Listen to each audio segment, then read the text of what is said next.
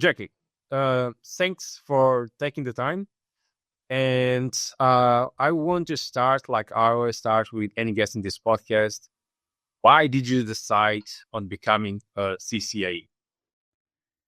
Well, to answer that question, I need to tell you, I guess, a little bit about my life story. As like I was always very interested in technology and not so much in people. People they change their minds every day, and I prefer like something that is, based on facts. And when I grew up, right, I never spent much time like playing outside or whatever, right? I was always inside behind the computer. And like when I grew up, when I grew older, all the other things that like the normal people around me were doing didn't really interest me. And when I went to school, I didn't finish my school. And when I was 18, I was like only playing some video games, not doing much. And my parents were like, "Yeah, maybe you should, find a job. You're not doing anything." And I actually started to work in a similar place that my parents worked in a factory. I was a factory worker, like making packages for Philip Morris, the cigarette company. And when I was working on that assembly line, and I was like, yeah, wow, what am I doing here, right? This cannot be the purpose of life, right? Why am I doing this? So I was like, yeah, if I need to work, maybe I should do something with computers. Right? I've been like doing everything my whole life this far with computers, so I'm probably good with computers. And my first job in the IT was actually like working at a help desk and providing technical support. And yeah, I had multiple technical support jobs, but then I landed a job working for Philips, and that really gave me some purpose in life, right? When I was working there, like I was giving support for the people from the high tech campus, and these people were like creating all the innovations that Philips was known for. And when I needed to troubleshoot their environments, that was like really complex. That was like a really complex puzzle. And that really interested me. I was like, okay, for me, this is what I want to do with my life, right? I want to be better in this, right? I want to make more impact. I want to be like the best. And that really started my journey in like acquiring or gaining knowledge. And one of the methods of doing that was like following certification tracks. I started out as a system engineer, right, with the Microsoft portfolio. So like I started out with the MCSAs, MCSAs, like all those Microsoft things. And I managed to land a job as a network security engineer. And I came into contact with the Cisco portfolio, Checkpoint, like all the network vendors, and I like acquired a best practice of always chasing. Like I always wanted to chase a certification track that matched with the technology I was actually using. Because I was like, yeah, it's nice to learn technology, but I would also like to like receive a badge that actually validates my like knowledge with that technology. That was my idea, right? I was like, okay, I'm working with Cisco now. Let's do my CCNA, right? Let's do my CCNP. And that was really like the early days in my career. And once I became a consultant, I like came into contact with people who were CCIE, right? And to me, they were like, wow, these people are like half gods, right? They are like so smart and amazing. And I was like, yeah, I would like to be a CCIE one day. And yeah, of course, you know how it is, right? If you have you, I mean, you have met CCIEs before you were a CCIE, I assume. Personally, no. Okay, you haven't really. Why? Well, what did make you decide to chase CCIE then? But for me, it was like I was like, wow, these people are amazing, right? Their knowledge, their way of looking at certain situations, that was like really inspiring to me. I was like, wow, I want to become one of these guys. And yeah, I mean, it's when people are talking about CCIE, it really like comes across as like, I don't know, reaching the top of the Mount Everest or something, right? So like it looks such like so far away. Like, so wow, what do you need to become to the CCIE? How many hours do you need to study? How many years of experience do you need to be, right? All these things were like, and it also has like a sort of like mythical status, right? It's like a little bit the holy grail in IT certifications, huh?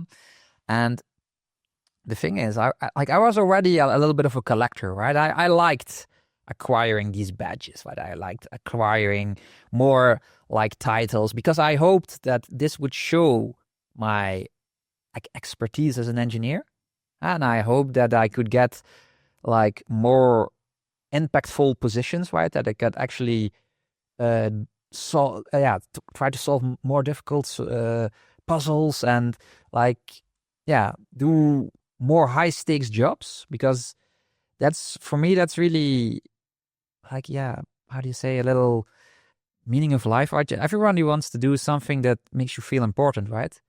And like at the start of your career, when you're just like configuring a switchboard or like writing a firewall rule that somebody else made up, like you really feel like as a passenger a little bit, you have like really little impact. And I was always the type of person that was like, what if you configure this in a different way? It's actually more efficient. But yeah, it's not compliant with the design that the architect has made. But I'm like, this is better. But then you're not in the position really to change that. And then I was really like, I think I should be the architect. But yeah, then how do you get there, right? So it's a really long answer. What makes you decided to become like a CCIE? But it was, for me, it was part of the journey. Like when I was actually already quite experienced, right? I already had like 10 years of working experience in the networking world. And it was actually when I decided to become a freelancer, to work for myself. That was like 10 years ago. That was actually, and I was already a network architect at the time, right? So I already had the complete journey, right? I started at the help desk. I became a system engineer. I became a network engineer. I became a lead engineer. I became a solution designer. And finally, I became a network architect. And it was... So you had a lot of maturity, a professional maturity already. Yes. And I already had like overall like 40 certifications at that time, right? I already had really a lot of certifications. So before getting the CCIE, you already had a lot of certifications. So one thing that just before we start exploring the CCIE thing, why did you decide to do those professional certification? Because you were working at the factory, right? Oh, life is not going anywhere. I need to go somewhere. You start working as a help desk. That at some point you start collecting badges. How? Why? So because many people work at same company for years and they don't know about professional certifications. Was there someone guiding you, or is it something that you stumble on just out of curiosity? So how did you lean into professional certifications? So when I was working for Philips, I was actually working for a massive service provider in the Netherlands called Getronics. And that, like, if you're working for a large corporate like that, there are a lot of like emphasis on certification tracks, right? That is, these are like one of the possibilities that you could do to develop yourself, right? Because the service provider basically hires really junior level engineers and wants to, in their own benefit, make sure that they are like more experienced with certain technology stacks, right? And yeah, as you know, all the technology vendors have like certifications tracks that you can follow. And when I came to that realization, when I like was helping those researchers at Philips, I was like, this is my calling in life, right? I want to become the best. And then I was like, okay, but I don't have anything in life, right? I don't have people who like surround me and who already like are expert level engineers or who are like successful entrepreneurs. I didn't have like any people like that around me. So I was like, okay, how can I improve myself? Yeah, I'm doing this job, I'm working with this technology. And then I realized, yeah, I mean, okay, you can follow certification tracks. And I saw certifications a little bit as going to the gym, right? If you go, I mean, I don't particularly like going to the gym, but if you go to the gym, right, you know it's like, it's healthy, right? It's good for you, right? If you go to the gym, there are all kinds of benefits that going to the gym will bring you.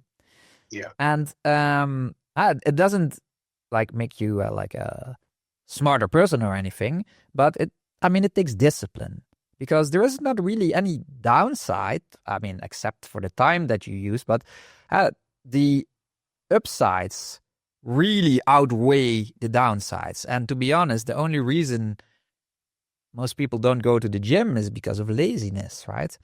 And for me, it's like if you work in IT and you want a career like in the IT as an engineer or an architect, and you don't acquire certifications, that's a matter of laziness to me because I'm like, this is something, if you want to achieve your goals, certifications can help you bring those goals closer to you, right? If you, let's say you want a position, like you love a certain technology stack, right? Let's say you really love Cisco ACI, right? You really love that technology stack. Well, if you chase CCNP data center, if you become CCIE data center, right? It is really likely that if you apply to a job where they are looking for someone who has ACI knowledge, that they will look at your resume because, wow, that guy is CCIE data center, right? That is like really special. That guy must know ACI, right? And then you can actually, see that technology in large environments. So this is really something that will help your career. IT certifications for an IT engineer are way more important than like a degree, and those hold very little value as an IT engineer. But IT certifications, I mean, they are one of the first things that the customers look at, right? If they are thinking about, okay, we need a certain expertise, we need an engineer, they will always ask for, okay, we need someone with this technology stack. What is the matching certificate? And they will look for engineers for those certificates, right? So for me, it was like very logical. Makes sense, right? This is very similar, right? I don't know, do you play video games? Not much now. I mean, because so of the time. I like to finish the games. I don't like to like play 1 hour today, play 2 hours tomorrow. I like really to finish the game. So yeah, exactly. I mean, but the reality is, if you play a game with other people, like if you play multiplayer games, right?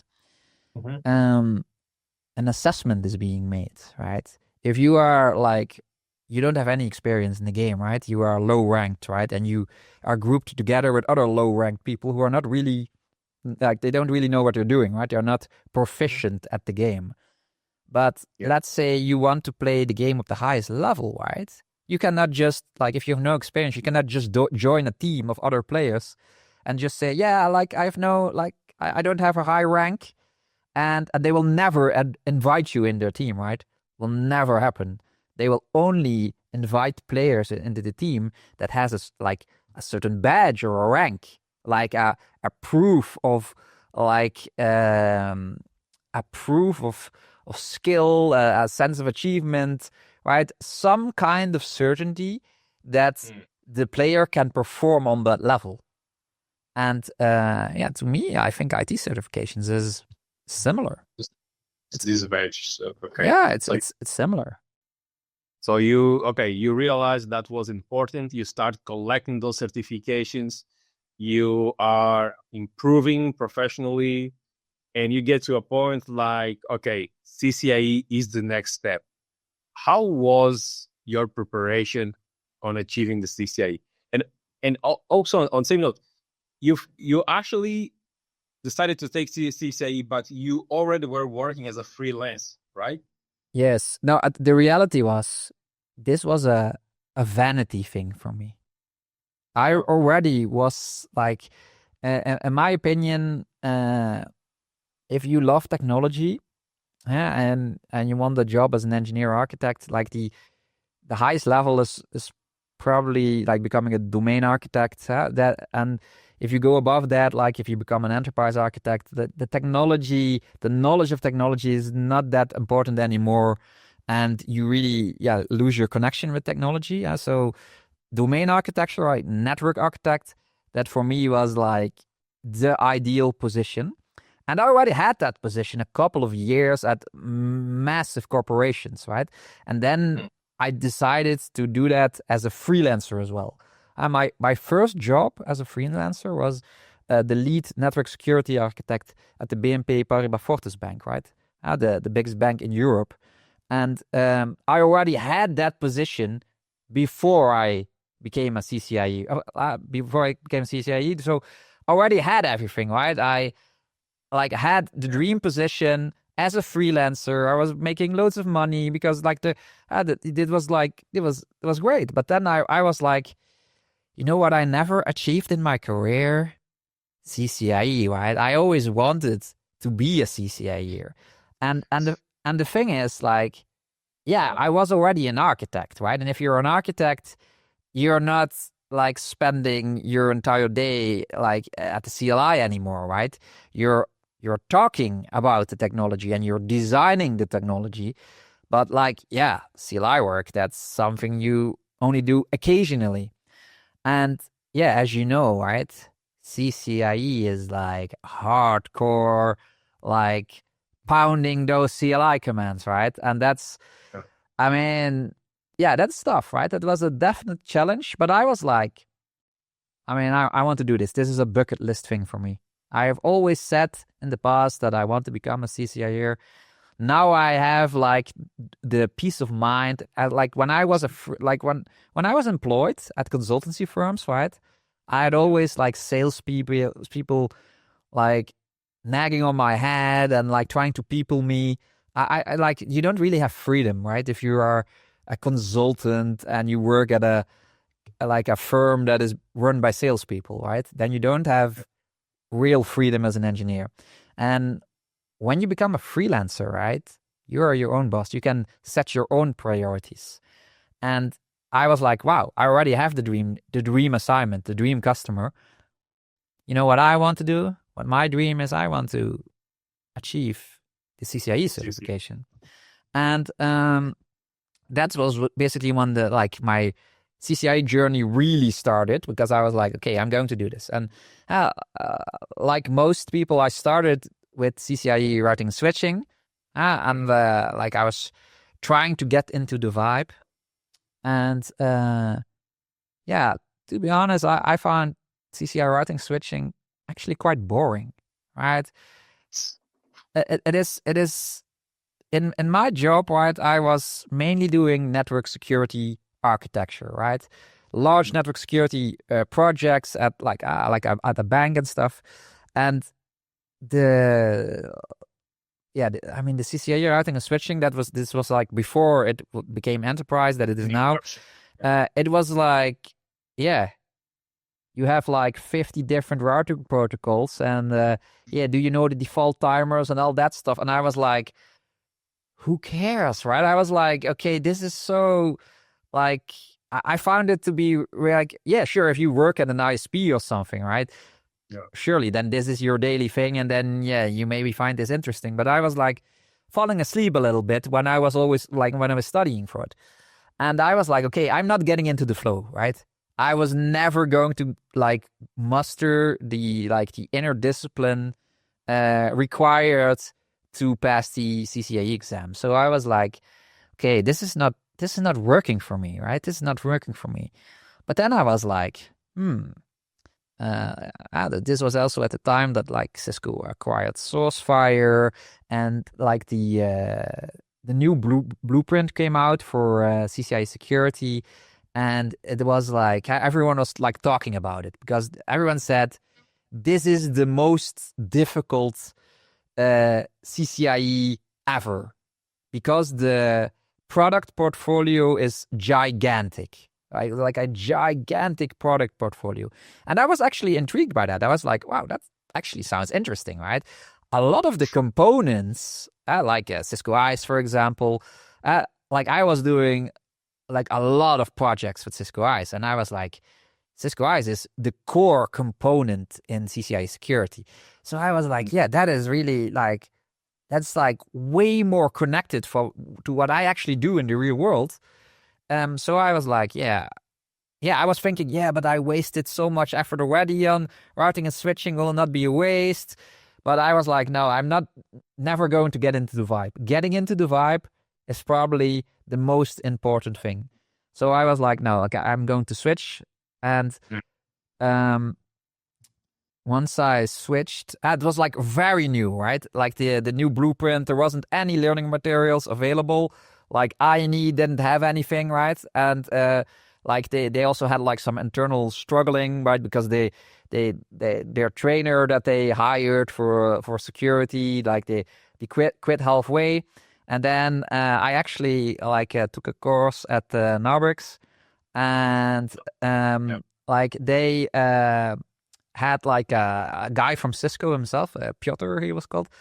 And like he was really good, right? I was like, wow, that guy's really good, because I mean he was the trainer at Cisco to like train the Cisco engineers about all the new products that Cisco acquired, right? All the Sourcefire stuff, right? That was like really new at the time, right? All the Sourcefire stuff and like the rebranding, to give it a Cisco sauce. And that was actually like really interesting, right? He can like, this guy could, I always like it when I follow a course from a trainer, right? And they only use a whiteboard, right? I really like that, right? Because that really shows that it is coming on the top of the head, right?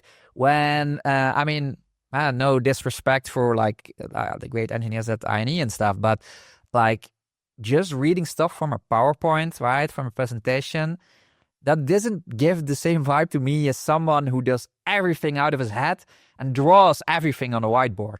Like, doesn't use a single slide, right? The guy didn't use a single slide.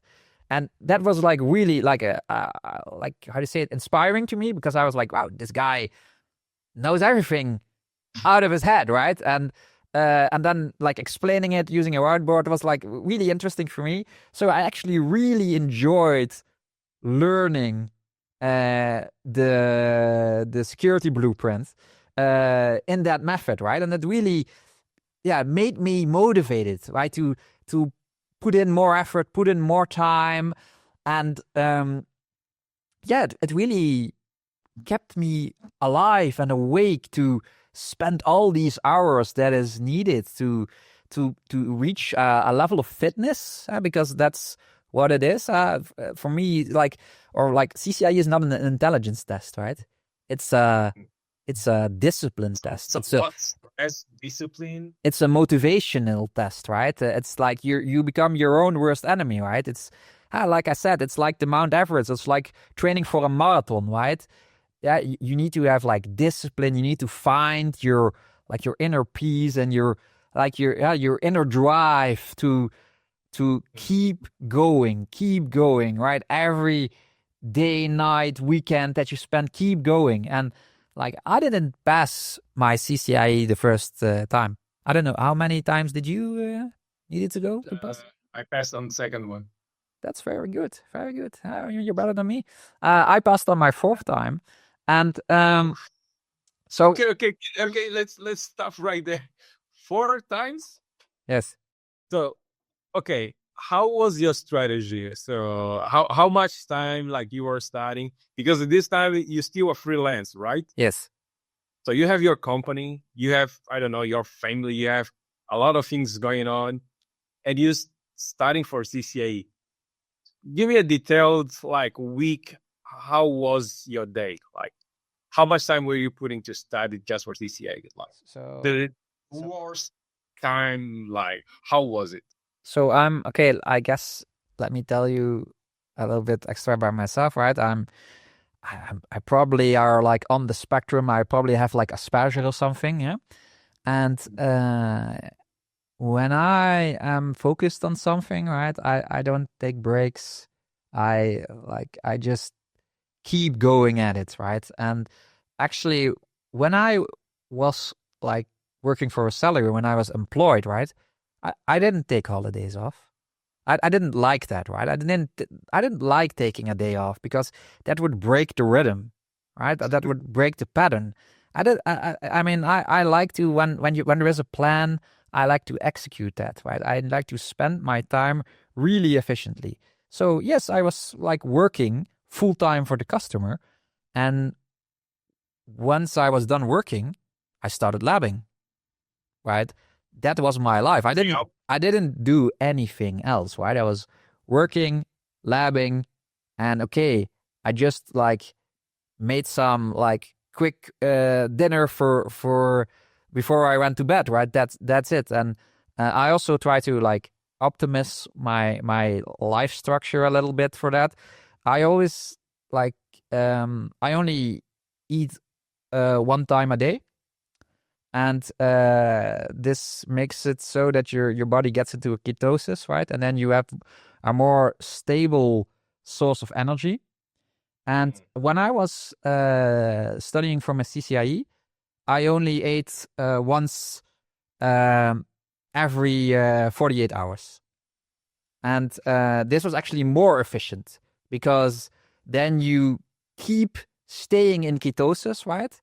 So you have like more stable energy, and especially the day you don't eat, right? Then you can continue, working, then you can continue labbing.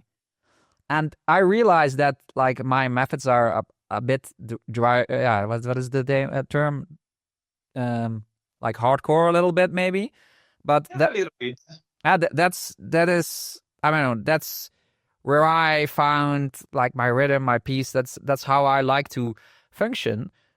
Because actually for me, CCIE, like I have over like 50 IT certifications, and like CCIE is the only certificate I didn't pass the first time, right? So this was really like the Achilles heel for me because I am really good when it comes to theory, right?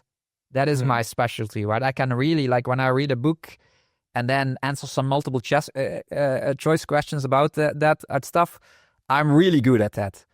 But yeah, as you know, CCIE isn't like that, right? CCIE isn't like that. And especially because I already was an architect, right? It made it so hard because it is all about the speed, right? And your muscle memory, right? How fast can you be? And to be honest, I'm not that fast.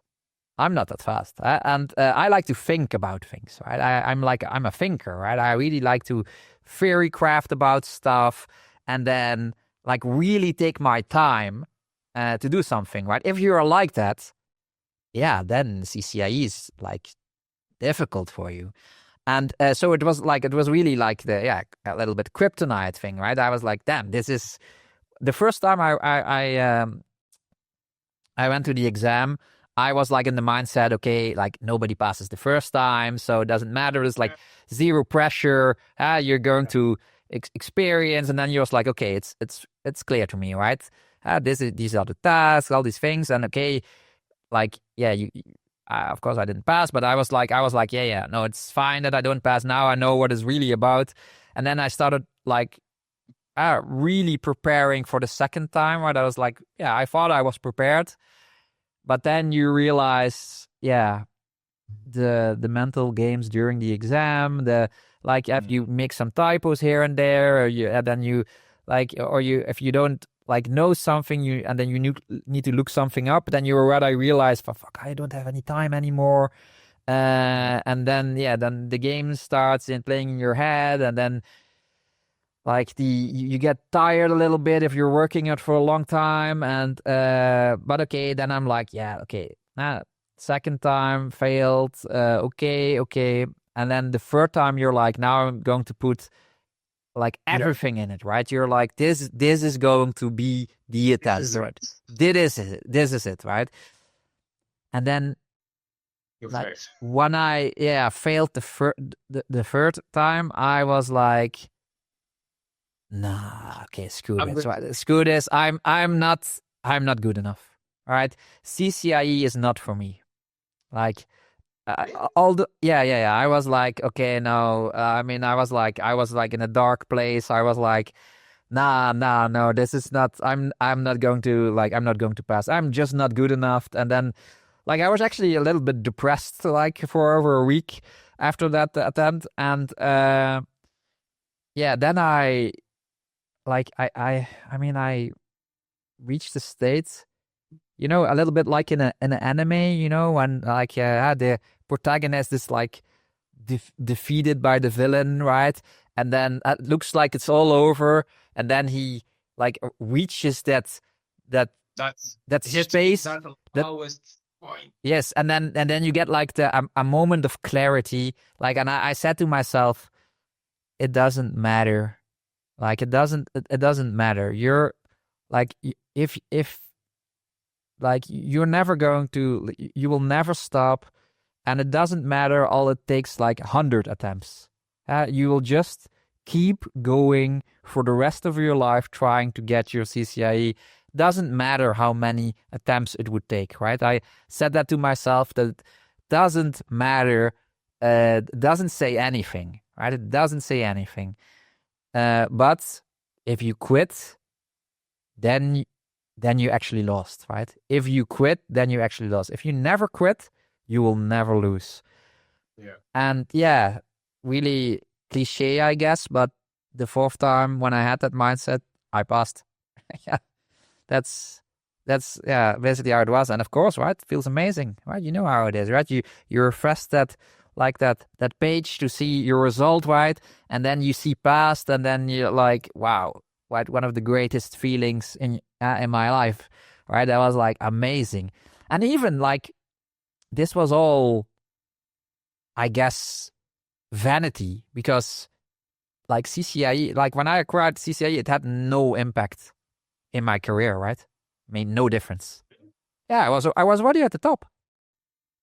Okay, so professionally, in terms of career, and by that time, you were already working as a freelance, meaning on your own. Okay, I'm just going for CCIE, and you failed. You failed in, what is the timeline? How many times in, like, give me the years? Was 4 attempts on the same year? Yes. Yeah. I mean, I was really dedicated, right? I didn't see the point in waiting, right? I was like, no, you need to do, like, if you fail, you go again, right? I mean, I didn't want to wait or like do something else. And no, I was like, no, I did that. I did this really closely together. So you got the CCIE. Professionally, you are already at the top. So what's changed? So was it that time that Watchmen was created? What happened there? No, so that was actually, when I like achieved CCIE, and like I achieved so many other things like CISSP, CISM, TOGAF, Archimate, basically any certification like there was. hacker also. Yeah, exactly. Yeah, certified ethical hacker, but I wouldn't put that one in the same sentence, to be honest.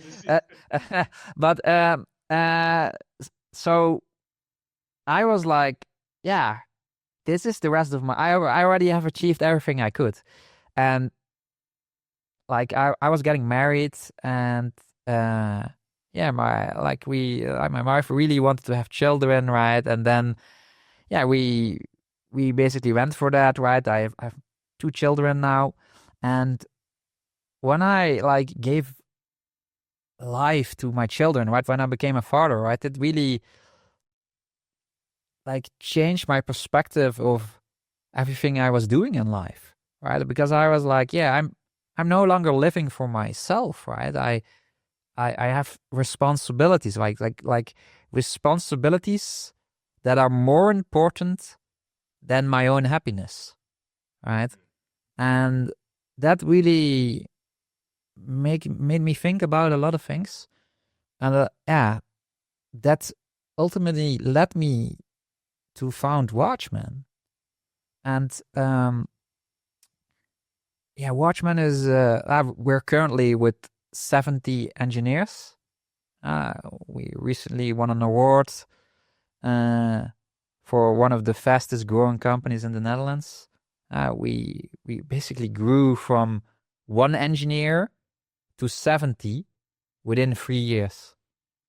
And yeah, you already interviewed Robert, right? He's one of the principal engineers at Watchmen, and he achieved his CCIE at Watchmen, right? I'm really proud on that, right? It's really nice that like we are a collective of engineers, right? And we really believe in like gaining knowledge and overcoming like challenges like CCIE.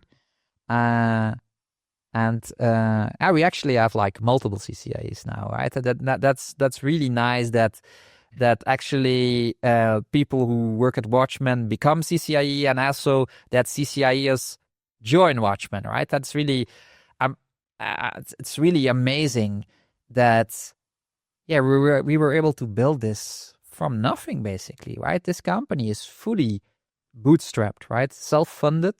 There are no investors, private equity, like deals. Like this company is 100% by engineers for engineers. How did it started? Like you were the employee number one. What are the things that you identify that okay, I am responsible now. I have this family. Okay, what did you saw that you had to apply on Watchmen, and what are the things that you did and that's still doing that is making the company grow well and fast? To answer that question, I think I need to tell you a little bit about the origin. So I was at this time I was the lead network security architect at the Dutch police, and I started to do a second assignment. And that assignment was lead zero trust officer at the Dutch Chamber of Commerce. That's a government institution. And I was given a position there to actually lead a massive project. And this project required a lot of external expertise, right? And I was in the position to actually hire a lot of really good engineers for the Chamber of Commerce, and those people were all consultants. So people working for like my ex-employers and stuff. And this was a really unusual situation because we had like the full trust of the management of the Chamber of Commerce, right? They basically said, okay, this problem that you need to solve is really, really important, and just tell us what you need and you will get it, right? And that will basically meant all the resources that we needed, right? So I think like we hired a really large team of external consultants, right? Engineers that are like that I knew, right? That those were engineers from my network, and or engineers which I like. I did all the interviews and the selection procedures, and like I only wanted to hire really good engineers, right? Because I was like, okay, I want to have a team of the best, right? I want a team of the best engineers in order to solve this challenge the customer is having. And if you like fast forward like 2 years later, the Chamber of Commerce became the first government institution in the Netherlands where most of the production traffic was fully designed according to the zero trust principles. And this was like a really like magical journey. This was like, wow, right? I never experienced anything like this at other assignments, that we were giving so much responsibility, but also such a broad scope, right? Because this scope was way broader than just doing the network, right? This was the complete IT infrastructure, like policies, design, everything. Like, and this was such an amazing group of people that we had, right? The synergy was so amazing. And this basically led that all those consultants who were working for big consultancy firms, for my ex-employer, they all decided, why are we still working for those salespeople? Why don't we just like join together? And that's how Watchmen is formed. And basically, like the first 25 engineers, they all came from that team, right? They all came from that team. And this also had like how do you say it, a commercial side, because what we did at the Chamber of Commerce, right, that was like a lot of other companies were talking about it, and I was invited as a speaker for like multiple events, and I was presenting this story, and this brought me into contact with a lot of other decision makers at big multinationals and government companies. And they realized that they basically had like the same challenges as the chambers of commerce were having, and they were really impressed how we were able to achieve so much in so little time. And they basically said, okay, can we hire you guys? And this is how all these large corporations became our customer. And this is really what has brought us where we are today. So this was first an opportunity. You over delivered with quality, on time, beyond expectation, and then it led to another contract, because your Watchmen's is just over delivering something new that most of the companies know they should have, but they just probably don't know or don't want to apply. It is like that. When the space in the Netherlands, right, there are all kind of so-called IT companies that, in my opinion, are not an IT company. And sure, you can debate what is an IT company.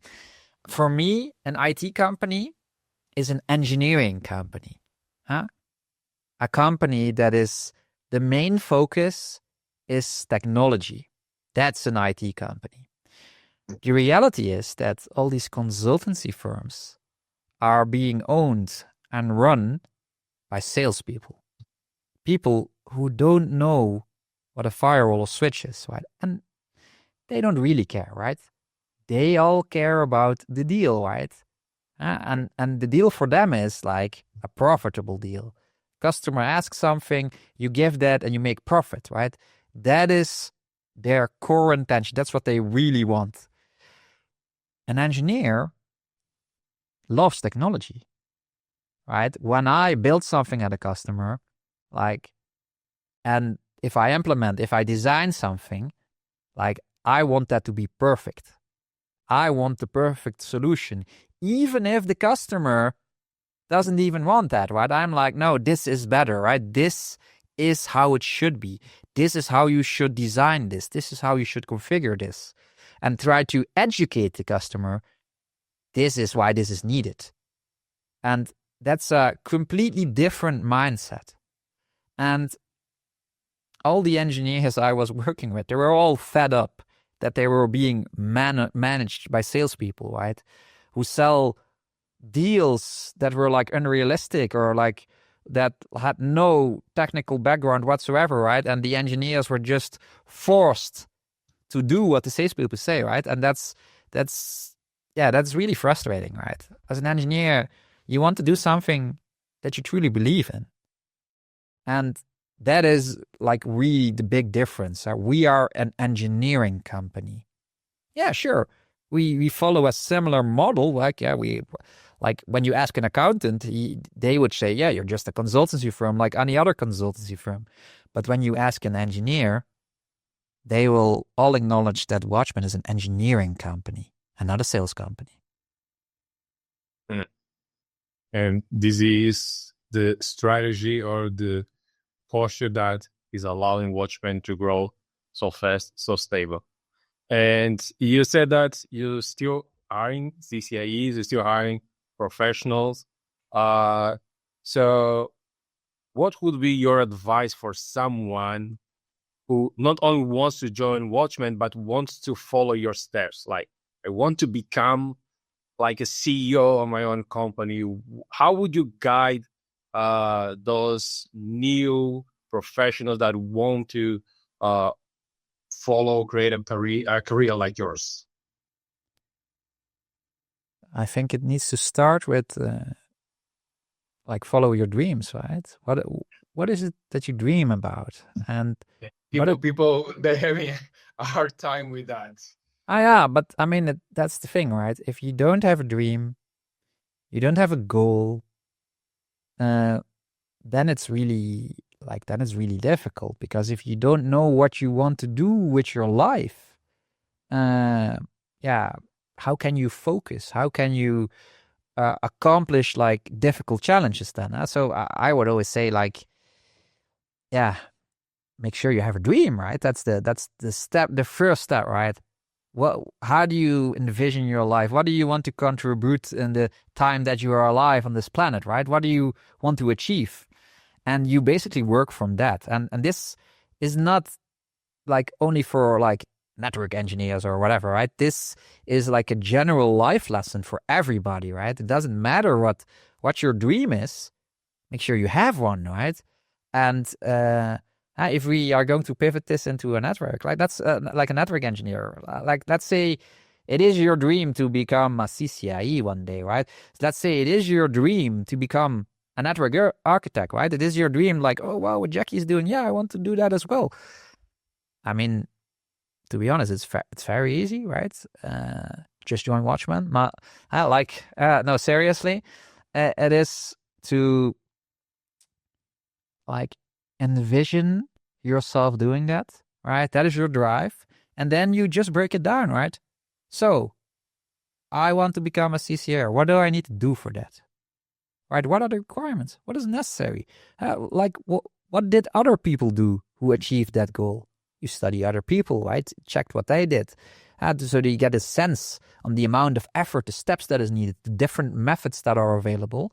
And you make your own plan according to your own preferences, right? The type of person that you are, like how you like to study, how do you like to do stuff. And yeah, this also accounts for like work or positions or jobs or anything, right? You envision a goal, you research that goal, and you make a plan and you execute on the plan. That's really important. No procrastination, execution, right? You need to do it every day, and it doesn't matter if you're like not feeling it today. You should always execute.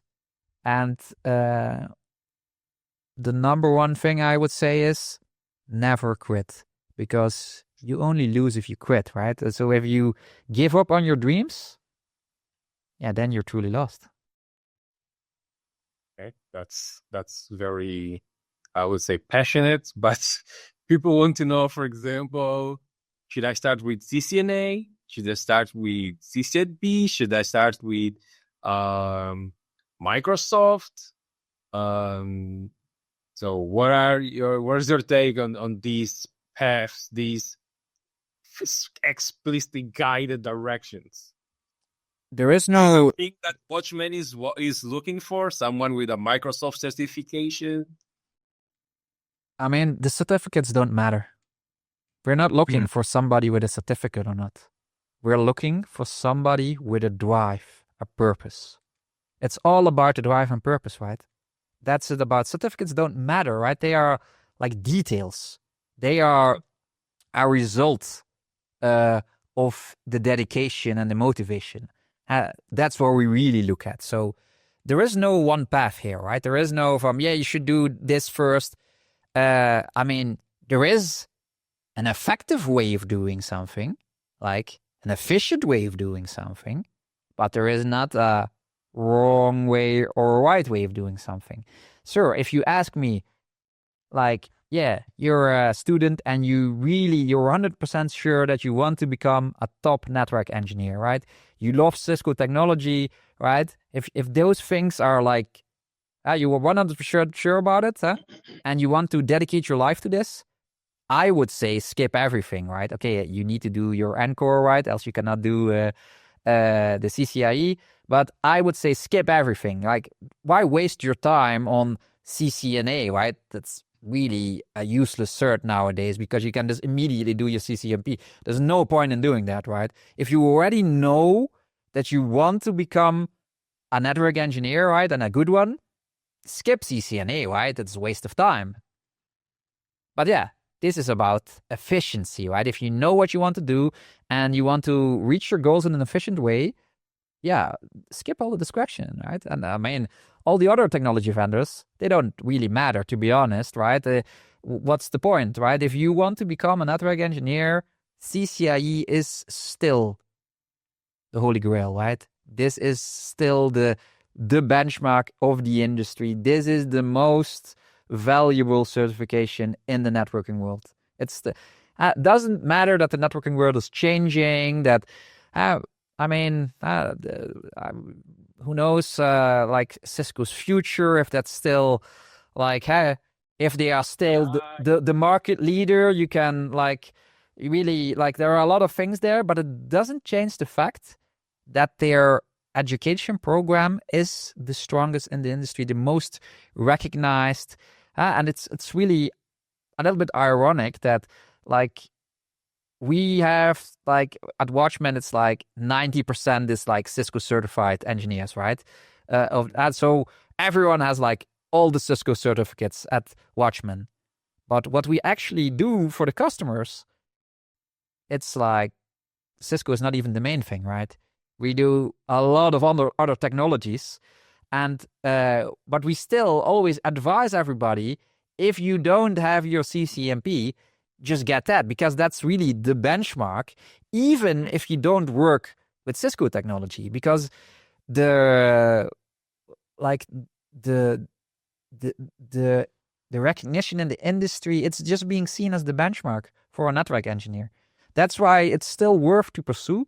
But however, if you ask me, like, yeah, Jacky, what advice do you have for people who want to, like, be like you and like do the role that you do at the customer? Then I wouldn't advise people to do CCIE, actually, because the amount of effort required in order to become a CCIE is not an efficient use of time. You could get this position also if you have, like, easier to acquire certifications. Like if you get a CCNP and you get a CISSP and you get some other vendor certs, I mean, you're set, right? you're set. Then you can like easily become a network architect if you like have the experience and the knowledge. CCIE is not necessary because in order to achieve a CCIE, you need to have something more, right? The only reason I give to like if people at Watchmen they say should I do CCIE, I tell them you should only do CCIE if you want to have a life-changing experience, right? If you want to be a better person, then you should do CCIE, but you shouldn't do it for your career, right? Because that's inefficient. Okay, got it. Totally got it. Okay, so I believe we're going to close on this one. And so I'd like to appreciate you for taking the time. I know it's a bit late on your side, so as well on my side, but taking the time to share a little bit of your story, your career, and also about Watchmen. And so if people want to reach out to you or to reach out to Watchmen, where they can find you? The easiest is probably follow us on LinkedIn. We are quite active there, but also on our website, watchmen.io. There you can find all the information, and that you can see what we're doing. And if they're interested, there's a button there where it just says, contact us, and then we can always like have a chat. Like you already said, like we are always looking for great engineers. We are an engineering company, so every great engineer like is welcome to have a chat with us, to come to our offices, to like spend some time to meet us at events. Like it's we like to network with other great engineers. This is what we do. And I mean, if you like what Watchmen is doing, and if you're a good engineer, you're welcome to join us. Okay, so I'm going to leave the context to Watchmen, the website, and also the LinkedIn page. So I strongly suggest you guys to check that out. And once again, Jack, thank you, and I hope to see you in the next one. Yeah, thank you for the opportunity.